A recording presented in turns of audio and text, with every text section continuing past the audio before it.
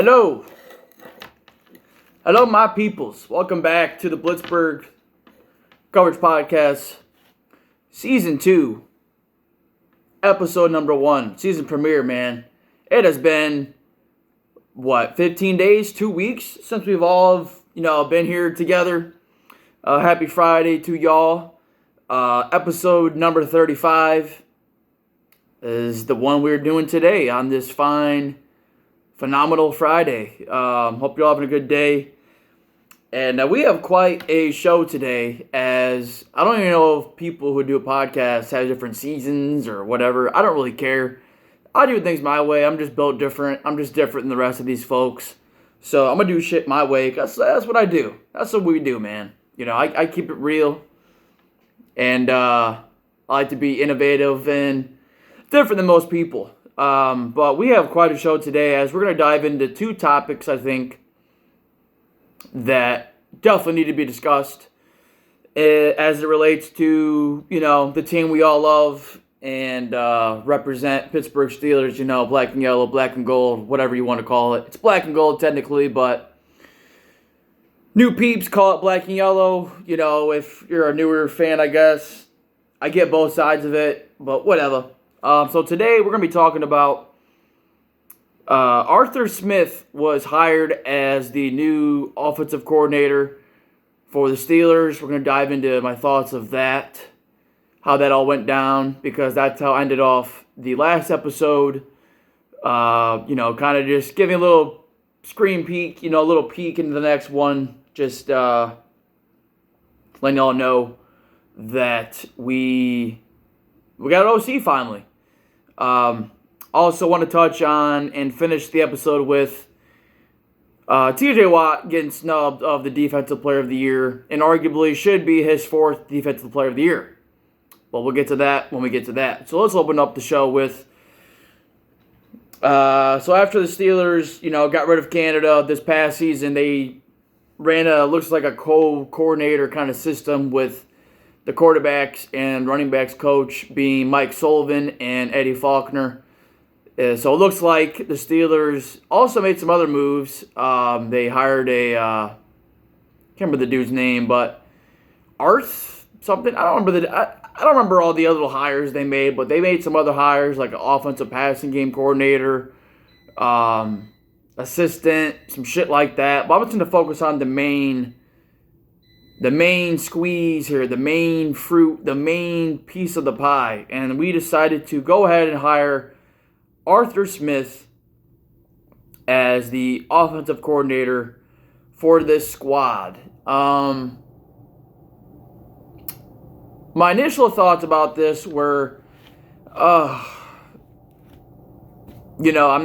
wasn't too fond of the hire because, I thought he was a solid offensive coordinator for the Tennessee Titans there for a couple of years. I want to say 2019 through, was it 18? No, it was 2018 through 2020, I want to say. So he had 3 years there being the OC before Atlanta decided to go and hire him as their full-time head coach. And I look back at some numbers. And he actually, he ran a pretty good system there in Tennessee. He was able to get the most out of Ryan Tannehill, kind of rejuvenated his career there for a couple of years. Had like a top 5 offense in terms of points, yards. Though people are going to say, well, they had A.J. Brown. Well, they had Derrick Henry. I mean, they did, but what offensive coordinators don't have good players? So, he was able to get Ryan Tannehill to, he got them to the, so they beat Baltimore. Yeah, they beat Baltimore. And then went to the conference championship game. And they lost to the Chiefs. So they beat the Patriots. They beat the Ravens. They go to the Chiefs and lose. You got them that far at least. Got to give them that much credit. And then 2020, he got them to, didn't just single-handedly do it, but he helped to get them to the playoffs again, and they lost to the Ravens first round. So He definitely had some success as a coordinator with the Tennessee Titans. Ran a very run-heavy type of scheme. A lot of play action was involved, and I thought he used A.J. Brown well. Maybe not to the full extent of his abilities, but I thought he did well there. So, that was his good stint, which got him a job with the Falcons. And then that's when things got kind of murky for me with this guy. He had a big-time lack of usage for Bijan Robinson in the red zone, which was very questionable. My main narrative before I really looked into the numbers was I thought he misused the skill position players there in Atlanta. You're talking about Kyle Pitts, who was a top 5 pick, Drake London, a first-round pick, Bijan Robinson, a top 10 pick. And I really wasn't too impressed with what he did in Atlanta as a full-time full-time head coach. And maybe some guys aren't made out to be head coaches. Some guys are maybe just rather, more skilled at just one side of the ball. And maybe that's what he is. But I looked into the numbers, and I was just a little bit wrong. He gave Bijan a pretty good amount of touches volume-wise. I just don't know why they didn't use him in the red zone. I had him in fantasy, so at times things were fucking puzzling and questionable. I think he gave Drake London 116 targets, and they used their tight ends. Yeah, I would say Kyle Pitts and Jonnu Smith were utilized pretty well, though I thought Pitts should get more targets at times. And I don't know, we're talking about Atlanta, but we're just talking about his short-term stint with the Falcons, 2 years as a head coach, and they fired him. In the last game of the season, when the Saints ran up the score on him, he looked like a little bitch.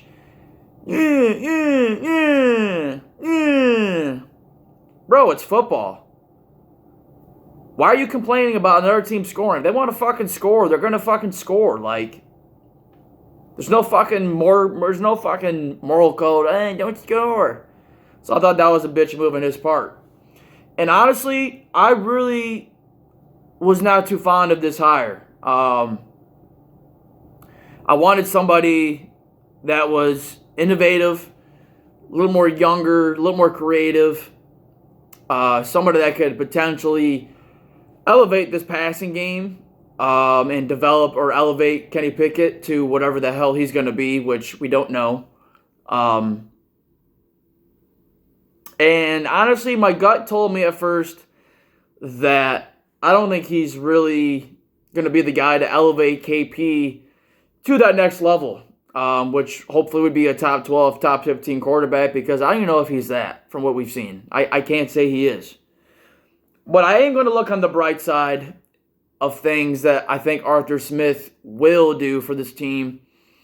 He's going to run the ball heavy, and I think he's going to bring out the best in this running game, which, as we know, is probably the only positive we can look at for this offense. You're talking about 2 running backs who had over 1,000 yards from scrimmage. Najee didn't really get a whole lot of passing work, but I thought as the season went on, he got better. Jaylen Warren is just a big play waiting to happen. He's got a good burst. He's hard to bring down. They're both hard running backs to bring down as they break a lot of tackles and they have a lot of yards after contact. So I think Arthur Smith is going to really bring out whatever potential we have in this running game. I think he will fully maximize that side of the ball. I think he's also going to utilize play action a lot, which will hopefully help get Freiermuth and potentially even Darnell Washington back into the swing of things, because those 2 players were highly underutilized last year under the Canada regime. And we only saw Muth really get used one big game, which was the first game post-firing of Canada against Cincinnati, when Freiermuth went off for 100-plus yards, a lot of up-the-seams types of plays.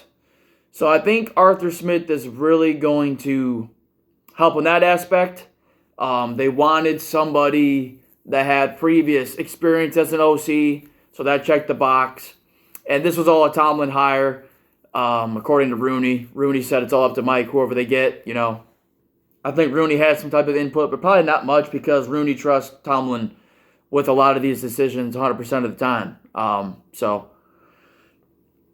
I think this is a solid hiring. It's a safe hire. I just don't know if he's going to be the guy to really bring out the vertical passing game in this team. I don't know if he's really going to help on that aspect. So maybe the passing game coordinator, his name's Art. I can't remember his name. Maybe that'll help. We also got a new wide receivers coach. Mike Sullivan is still there. Faulkner's still there. There was a couple other firings, but I can't remember all of it, man. It's an absolute checklist of shit. So, is this probably going to be a better hire than Canada? Absolutely. It can't get much worse. Does Arthur Smith have a prime Derrick Henry? No, but this is a solid running game to work with. Is George Pickens as good as A.J. Brown? No, but he is just as talented, I would argue. Ryan Tannehill, Kenny Pickett, I guess Tannehill's better. But I just don't know if he's going to upgrade the passing game. That's my only question and concern. I think he'll help with the running game. I think he'll help with the play action game. It's going to be a whole new system, a whole new regime to learn. So, people are going to be clamoring the first 6 weeks. People, shut up. It's going to take time. That's the only problem here. And that's why I wanted Canada gone last year before the season started. But that's all in the past. So, what are your guys' thoughts on Arthur Smith? Was it a safe hire, bad hire, good hire? I think a lot of people hated on it. Then a lot of people came around to it and was like, well, this makes sense. And it does make sense. They're going to like to keep the ball on the ground, play safe, work some play action there, try to see if you can get some easy layup throws for Pickett. And if he can't do that, then it is what it is. But I think that'll about do it for that one. Now let's get to some serious business here. All right. So when this show started, this episode today, I said this should arguably be TJ Watt's 4th Defensive Player of the Year. Okay. 2019, I would argue he could have won it, though I understood why Stephon Gilmore won it. Okay, whatever. He'll get it. He'll get it one day. So, he had a good season. Not a great season, but a good season. Then 2020 came around. And this was the first time he really got snubbed. And I was like, he literally outperformed Aaron Donald in every stat. Then everyone went to, he doesn't get double teamed. He doesn't get triple teamed. No. Okay, well, of course Aaron Donald's going to get double teamed more. He's a fucking defensive tackle. If you want Aaron Donald to produce more, you should have put him on the edge so he'd have an opportunity to get more one-on-ones. Just call it for what it is. But Aaron Donald got outproduced in 2020 by TJ Watt. The stats show it. We can go back and look. But regardless, it's just so... People take these narratives and they run with them until the facts slap them in the face, and they still won't accept it. So, it arguably, in my opinion, in 2020 is when TJ Watt took over the NFL as the best defensive player of the year. Defensive player in the league, in my opinion. That is when he took over. That is when, because the first 3 years, he was producing, but he wasn't there yet. He wasn't that guy yet. But in 2020, he really took off. And, alright, so, whatever. And then that's when he posted that picture, and I quote, I took that personally. Okay, y'all gonna talk, y'all gonna adopt me? Alright, whatever. He comes out in 2021. Arguably breaks the sack record, but nonetheless, the NFL just hates the Steelers or has a thing against TJ Watt, whatever. He ties the sack record. Mind you, playing less than the full season because of nagging injuries, leaving games early, missed a couple games, so be it, whatever. The Chargers, I can think of a few that he missed just off the top of my head. So whatever, he ties the SAG record, finally gets the award he's deserved. All right. Sweet. Fucking finally. About time he gets the recognition he deserves. Then 2022. First game. He is wrecking shit against the Bengals. He is literally... I could argue he's single individually. He single-handedly won us that game against the Bengals. Either him or Mika Fitzpatrick. You can pick one of those two, or we can say both of them. TJ Watt had 2 sacks, a couple of tackles for loss, and an interception. But then in overtime or fourth quarter, I want to say, he gets hurt, tears his pec, misses half the year. So we're just gonna throw that out the window. He came back against the Saints, and he really didn't get cooking until a couple weeks in after his injury. But nonetheless, has a decent year. But if he doesn't get injured week 1, I think he's off to probably another great season. And he arguably would have broken Reggie White's record for career, my apologies, fewest games, 200 sacks. Which, mind you, he is, only besides Reggie White, the fastest guy to get 100 sacks in less than 100 career games or something crazy like that. He did it faster than JJ. Only guy to do it faster than him is Reggie White. Don't fucking, well, you're Steelers fan, you're the bias. No, look at the numbers. I am not shitting you guys. Look at the numbers. They're all there. I'm not making this shit up. I have the numbers. TJ Watt is the second fastest player to get to 100 sacks besides Reggie White. And that's missing a half a season and a couple games there and here. So I know we're dragging this whole thing out, but I'm just giving you guys context and what has led up to this year. All right, so here we go. We get to the 2023 award show. And I already know Myles Garrett won it. I already fucking know. I'm looking on Twitter /X, whatever you want to call it. And TJ Watt said, well, nothing I'm not used to. I was like, you got to be fucking kidding me. You have got to be fucking kidding me. He didn't win it this year? He didn't win it this year. What the fuck are we doing, NFL? You guys take these ridiculous ass narratives and you run with the bank to them. Had the motherfuckers that won the awards that night shouldn't even won the award. Lamar Jackson was not MVP. It should have been Christian McCaffrey. Offensive Player of the Year should have been either McCaffrey or Tyreek Hill, I would argue. Comeback Player of the Year should not have been Joe Flacco. It should have been fucking Baker Mayfield, DeMar Hamlin. Well, maybe not so much DeMar Hamlin. But Baker Mayfield, I don't know. I can think of a couple guys. Coach of the Year, Kevin Stefanski. No disrespect to him. He did a good job bringing Cleveland to the playoffs. 11 wins with all the injuries they had. Third, fourth string quarterbacks going to Flacco. No Watson for half of the year. Nick Chubb gone for week 2. Multiple injuries, but everybody had injuries. Coach of the Year should have been DeMeco Ryans. And I know we're getting off track, but I'm just showing you guys an example of what the hell is the NFL. What are these voters doing? What are we looking at here? What are we talking about? Lamar Jackson ranked outside of the top 10 in passing touchdowns. And he had a good year, but not a fucking MVP year. It should have been Christian fucking McCaffrey.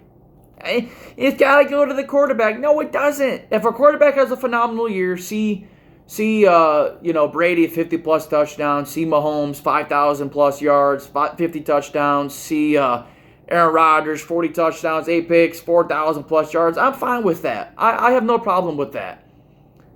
But when Lamar Jackson gets this MVP award for pedestrian, okay, maybe that's disrespectful. Just good numbers. Not bad. Just good numbers.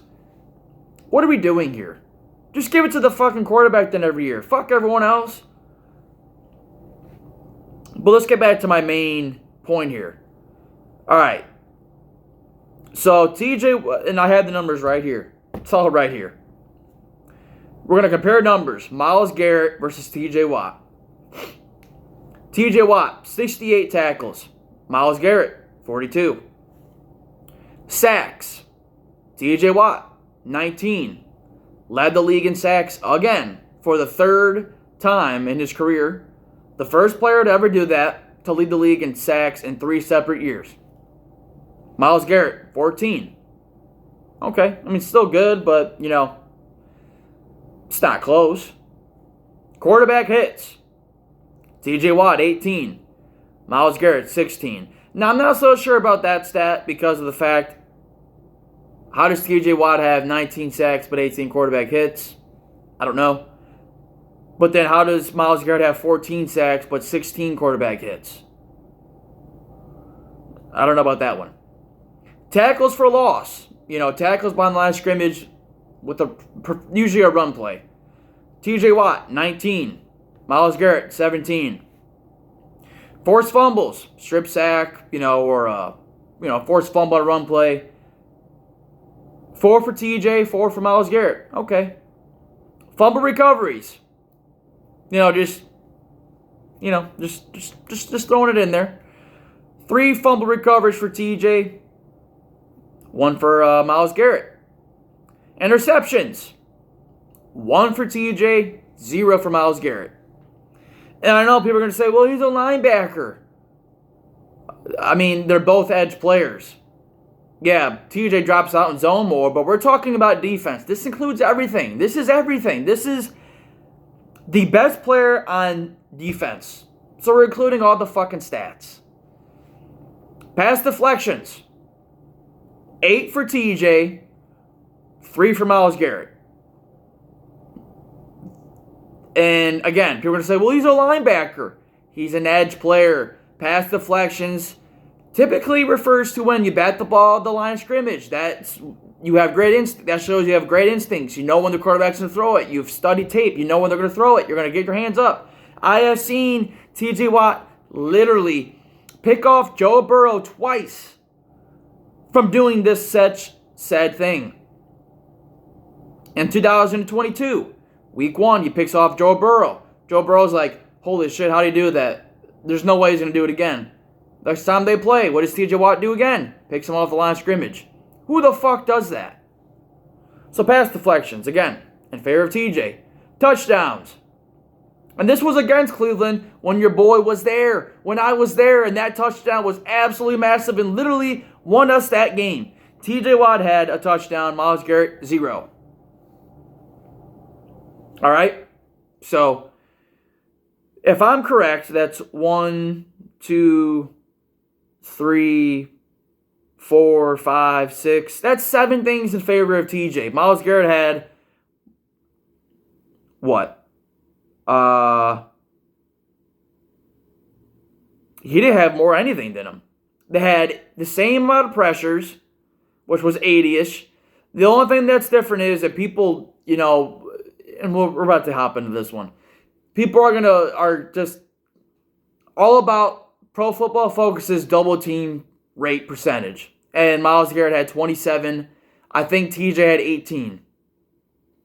All right, that's fine. We can go with that argument because Myles Garrett plays on the opposite side of TJ, and so it's harder to accrue stats and this and that against the left tackle versus the right tackle because the left side's definitely usually stronger. It's not the weak side, whatever. Okay, so, and here's the problem with Pro Football Focus's double team rate stat. They don't include chips by the tight end or running back helping the block. And here's what I mean.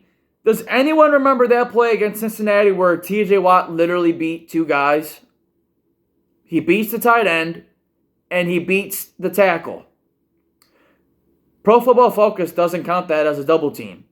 And I could literally pull up pictures images, screenshots of plays where TJ Watt is double and triple teamed. I have seen plays where he gets chipped by the tight end, blocked, the line slides to his side. I've seen him beat a tight end, chip by the tight end, beat the tackle, and spin on the inside to outmaneuver the running back coming in to chip and help. I've seen it against Cleveland. I've seen it. So people are going to say, well, he doesn't get double teamed as much. He doesn't get triple teamed as much. Okay, so we're talking about the fact that Myles Garrett gets double teamed more. Okay, so put him on the other side. If one side is harder than the other, why are you putting him on that side?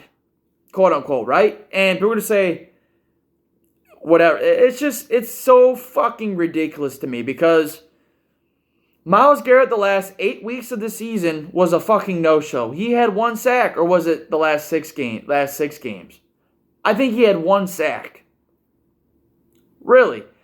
So during prime time, right, during the last stretch of the season where you want to be playing your best, this guy was a fucking no-show. I'm sure there was plays where he probably caused pressures, but the job of a fucking edge rusher is to get after the quarterback and cause havoc, sacks, tackles for loss, pass deflections, anything. And TJ Watt literally outproduced him. TJ Watt had more sacks in that Baltimore game than Myles Garrett had in the last 6 games of the year. And we're going to award Myles Garrett for the first good half of the year. And here's what I'll say, because I wanted to look more into this, and I was like, you know what, let's watch YouTube highlights of TJ Watt, and let's watch 2023 season highlights of Myles Garrett. And here's what I'll say. The games where Myles Garrett played good, he went the fuck off. He played great. I mean, you look at that Colts game, blocked field goal. I mean, arguably won them the fucking game by himself. And then, you know, I would say when Myles Garrett is playing well, he is dominant. There is no question. He is dominant when he is on. But the problem is, week to week, TJ Watt is more consistent. So, what do you want? Do you want more consistent results, or do you want a guy that's there sometimes but not there? I don't know. Since they both came in the league, TJ Watt has literally outproduced him. Just look at the numbers. And real quick, Micah Parsons said TJ Watt isn't even in his top 5 of edge rushers.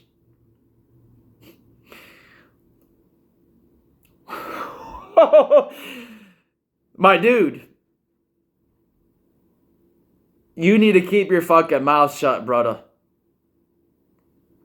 You're going to say that about somebody that is the best at your position? And Micah Parsons said, well, he didn't get double-teamed as much. Alex Highsmith got double-teamed more. So the impact isn't the same.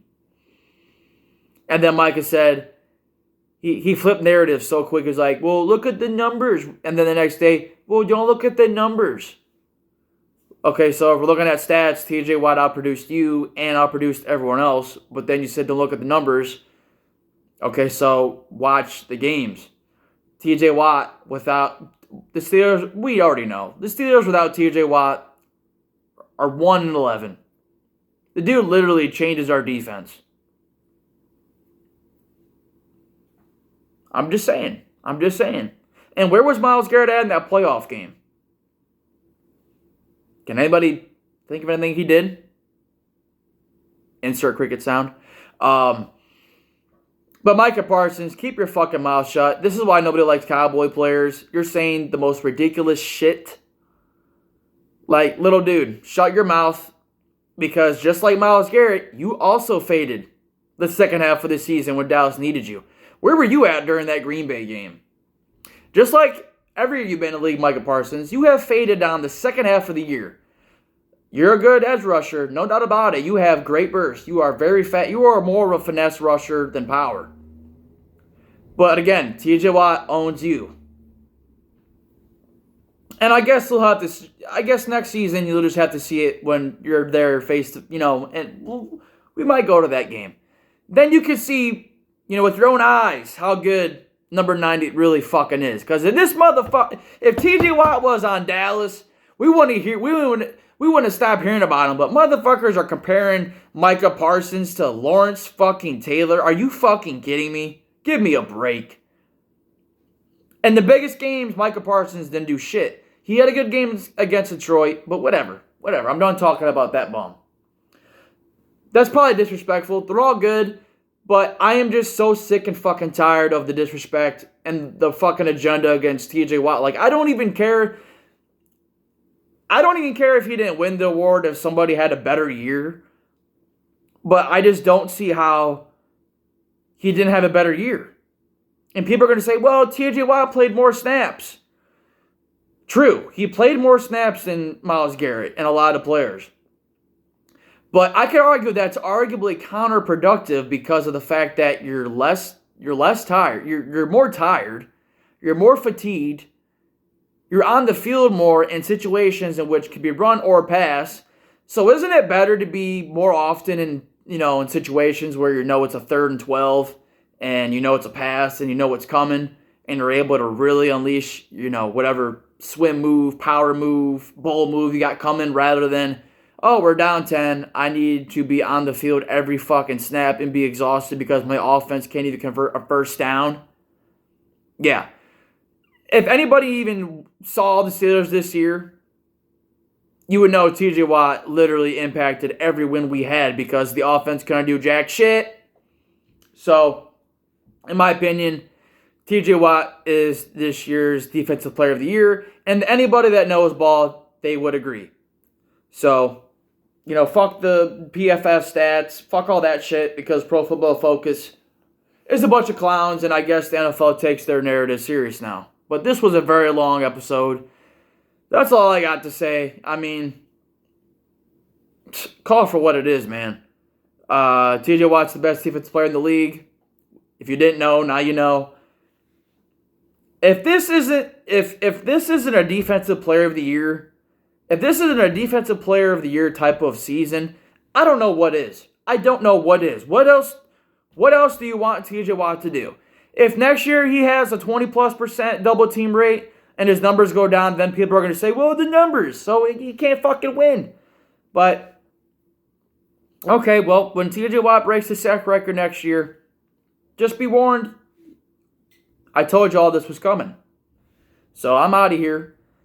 I hope you all enjoyed this episode. Season 2, Episode 1, episode number 35, though, in total. Of the Blitzburg Coverage Podcast, the #1 podcast in the world for the Pittsburgh Steelers. We do this, man. That's what we do. So your boy K-Max heading out. Y'all have a great Friday. Hope you all enjoyed the playoffs, Super Bowl, Usher, the Swifties, all that shit. We're probably doing another episode soon. I'll probably post to my Twitter or whatever, make a post when I'm about to do another one. But I'm also going to be uploading some content behind the scenes, pre-game and shit, before the games, fun shit. Just, I don't know, just because I like to entertain people and keep people on their toes. So, nonetheless, your boy's heading out of here, man.